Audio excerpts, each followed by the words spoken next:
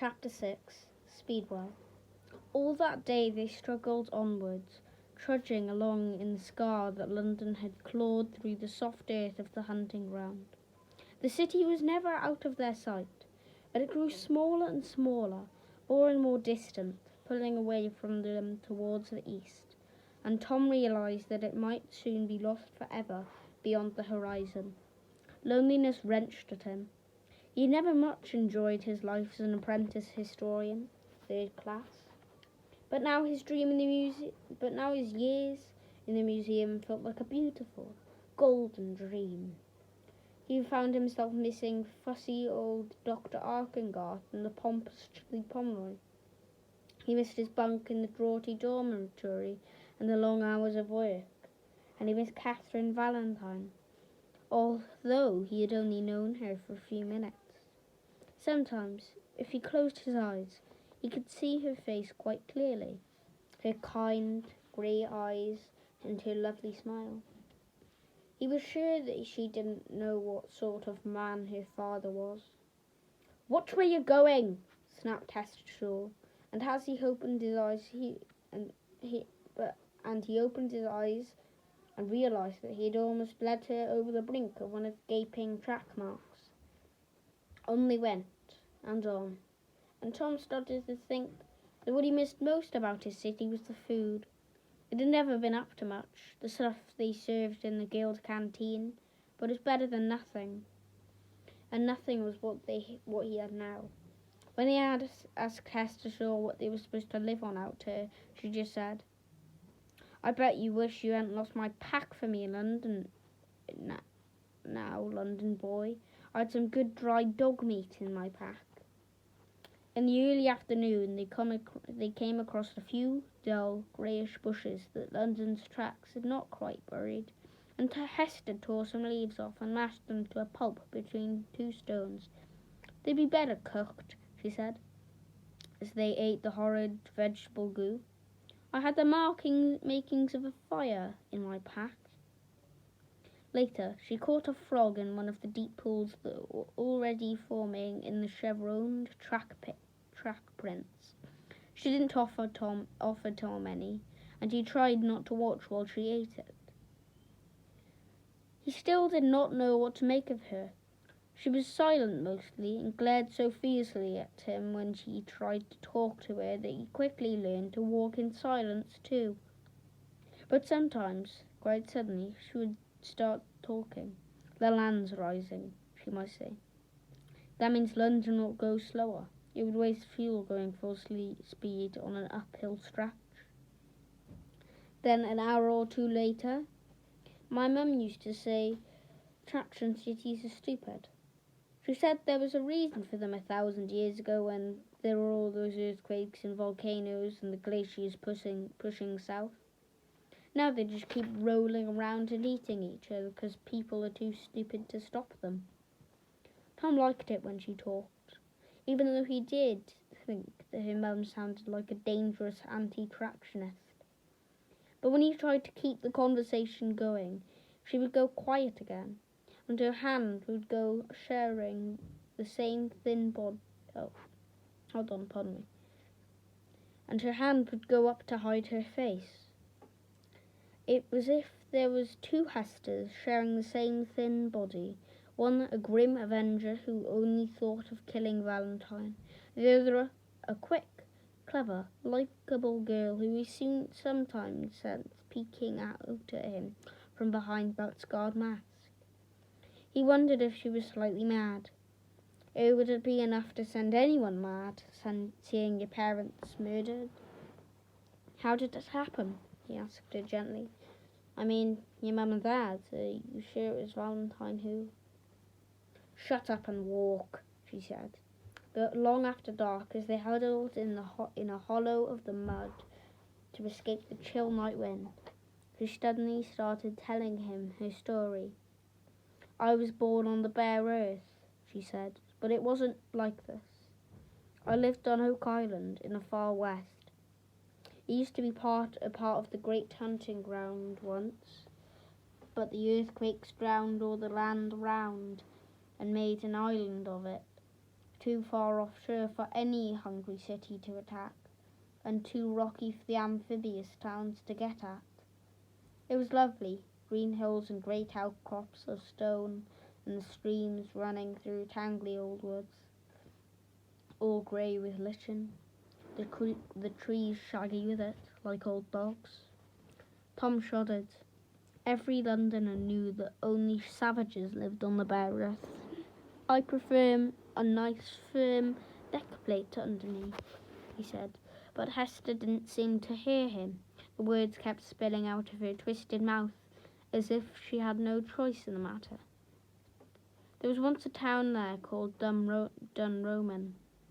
It was mobile once, but the people got so sick of running all the time from bigger towns, so they floated it across to Oak Island and took its wheels and engines off and dug it into a hillside. It's been sitting there 100 years or more, but you never know it used to move at all. But that's awful, Tom said. It's downright anti-tractionist. My mum and dad lived down the road away, she went on, talking straight over him. They had a house on the edge of the moor where the sea comes in. Dad was a farmer and Mum was a historian like you, only a lot cleverer than you, of course. She flew off each summer in her airship, digging for old tech. But in the autumn, she'd come home. I used to go up to her study in the attic on winter's nights and eat cheese on toast, and she'd tell me about her adventures. And then one night, 7 years ago, I woke up late and there were voices up in the attic arguing. So I went up the ladder and looked, and Valentine was there. I knew him because he was Mum's friend and used to drop in on us when he was passing. Only he wasn't being very friendly that night. Give me the machine, Pandora, he kept saying. Give me Medusa. He didn't see me watching him. I was at the top of the ladder, looking into the attic, too scared to go up and too scared to go back. Valentine had his back to me and Mum was stood facing him, holding this machine, and she said, "Damn you, Thaddeus, I found it, it's mine." And then Valentine drew his sword and she paused for breath.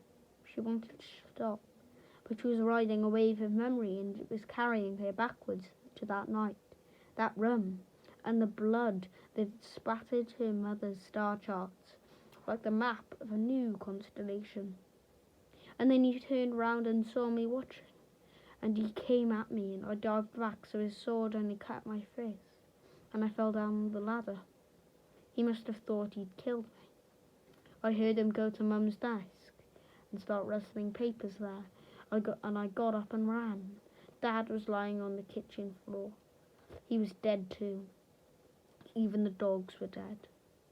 I ran out of the horse and saw Valentine's great black ship moored at the end of the garden with his men waiting. They came after me, but I escaped. I ran down to the boathouse and shoved off in Dad's skiff. I think I meant to go round to Dunrome and get help. I was only little, and I thought a doctor could help Mum and Dad, but I was so weak with all the pain and the blood. I untied the boat somehow, and the current swept it out, and the next thing I knew was waking up on the shores of the hunting ground. I lived in the out country after that. At first I didn't remember much. It was as if when he cut my head open, some of my memories spilled out, and the rest got muddled about. But slowly I started remembering, and one day I remembered Valentine and what he'd done. That's when I decided to come and find him, kill him the same way he killed my mum and dad. What was this machine? Asked Tom in the long silence. This Medusa thing? Hester shrugged. It was too dark to see her by this time, but he heard her shrug, the hunch of her shoulders inside her filthy coat. Something my mum found. Old tech didn't look important, like a metal football and all bashed and dented. But that's what he killed her for. 7 years ago, whispered Tom. That's when Mr. Valentine got made head of the guilds. They said he'd found something in the out country, and Crome was so pleased that he promoted him. straight over the heads of Chudley Pomeroy and all the rest. But I never heard what it was he'd found, and I never heard of a Medusa before. Hester said nothing at all. After a few minutes she began to snore. Tom sat awake for a long time, turning his story away over and over in his mind. He thought of the daydreams that had kept him going through long, tedious days in the museum. He had dreamed of being trapped in the out-country with a beautiful girl on the trail of some murderous criminal. But he had never imagined it would be so wet and cold, or that his legs would ache so, or that the murderer would be London's greatest hero. And as for the beautiful girl, he looked at the blunt wreck of Hester Shaw's face in the faint moonlight, scowling even in her sleep. He understood her better now. She hated Valentine, but she hated herself even more for being so ugly and for being still alive when her parents were dead. He remembered how he had felt when the big tilt happened, and he came home and found his house flattened and Mum and Dad gone. He had thought that it was all his fault somehow. He had felt full of guilt because he had not been there to die with them. I must help her, he thought. I won't let her kill Mr. Valentine, but I'll find a way to get the truth out. If it is the truth, maybe tomorrow London will have slowed down a bit, and Hester's leg will be better. We'll be back in the city by sundown, and somebody will listen to us. But the next morning they woke to find the city was even further ahead, and Hester's leg was worse. She moaned with pain at almost every step now. Her face was the colour of old snow, and fresh blood was soaking through her bandages and running down into her boot. Tom cursed himself for throwing those rags of shirt away, for making Hester lose her pack and her first aid kit. In the middle of the morning, through shifting veils of rain, they saw something ahead of them. A pile of slag and clinker lay spilled across the track marks where London had vented it the day before. Drawn up beside it was a strange little town, and as they got closer, Hester and Tom could see that people were scrambling up and down the spoil heap, sifting out collops of melted metal and fragments of unburnt fuel. The sight gave them hope, and they pressed forward faster. By early afternoon they were walking under the shadow of the town at huge wheels, and Tom was staring up in amazement at its single tier. It was smaller than a lot of the houses in London, and it appeared to have been built out of wood by somebody whose idea of good carpentry was to bang a couple of nails in and hope for the best. Behind the shed-like town hall rose the huge crooked chimneys of an experimental engine array. "Welcome!" shouted a tall, white-bearded man, picking his way down to the clinker heap, grubby brown robes flapping. "Welcome to Speedwell. I am Orme Rayland, Mayor. Do you speak English?" Hester hung back suspiciously, but Tom thought the old man looked friendly enough. He stepped forward and said, "Please, sir, we need some food and a doctor to look at my friend's leg." "I'm not your friend," hissed Hester Shaw, "and there's nothing wrong with my leg." But she was white and trembling, and her face shone with sweat. "No doctor in Speedwell, anyway," laughed Rayland. "Not one. And as for food, well, times are hard. Do you have anything you can trade?" Tom patted the pockets of his tunic. He had a little money, but didn't see what use London money would be to Orme Rayland. Then he touched something hard. It was the CD he'd found in the gut. He pulled it out and looked wistfully at it for a moment before he handed it to the old man. He had been planning to make a present of it to Catherine Valentine one day, but now food was more important. "Pretty, very pretty," admitted Orme Rayland, tilting the disc and admiring the rippling rainbows. "Not a lot of use, but worth a few nights' shelter and a bit of food. It's not very good food, mind, but it's better than nothing." He was right. It wasn't very good, but Tom and Hester ate greedily anyway. and then held out their bowls for more. It's made from algae mostly, explained to Orm Rayland, as his wife slopped out second helpings of the bluish muck. We grow it in vats down under the main engine room. Nasty stuff, but it keeps the body and soul together when pickings is thin. And between you and me, pickings has never been thinner. That's why we were so glad to come across this mound of trash we're scraping through. Tom nodded, leaning back in his chair and looking around the Raylands' quarters. It was a tiny, cheese-shaped room, not at all what he would have expected of a mayoral residence. But then Orm Rayland was not exactly what he would have expected of a mayor.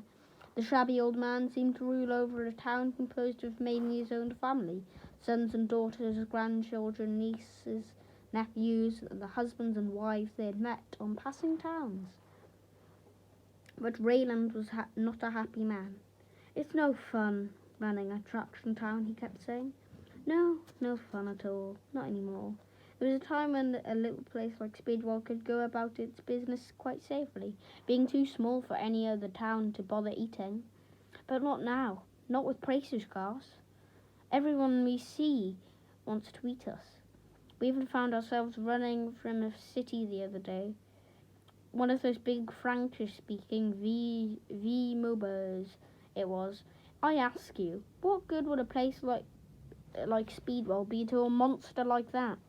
We'd barely take the edge off its appetite. But they chased us anyway. Your town must be very fast, said Tom. Oh, yes, agreed Rayland, beaming, and his wife put in. 100 miles an hour top speed. That's Rayland's doing. He's a wizard with those big engines of his. Could you help us? Asked Tom, leaning forward in his seat. We need to get to London as quickly as possible. I'm sure you could catch it up, and there might be more spoil heaps along the way. Bless you, lad, said Rayland, shaking his head. All London drops isn't worth going for. Not these days. Everything's recycled now that's praised so sort. Why, I remember the days when cities' waste heaps used to dot the hunting ground like mountains. Oh, there was good pickings then, but not any more. Besides, he added with a shudder, I wouldn't take my town too close to London, or any other city. You can't trust them these days. They'd turn round and snaffle us, like as not. Jump! No. Tom, trying not to show his disappointment, he glanced across at Hester, but her head was hanging down and she seemed to be asleep, or unconscious. He hoped it was just the effects of her long walk and her full stomach. But as he started up to check that she was all right, Rayland said, I tell you what, though, lad. We'll take you to the cluster. To the what? To the trading cluster. It's a gathering of small towns. A couple of days' run south-east of here. We were going anyway. There'll be lots of towns at the cluster, Mrs. Rayland agreed. And even if none of them is prepared to take you and your friend to London, you'll soon find an air trader who will be bound to be an air traders at a cluster.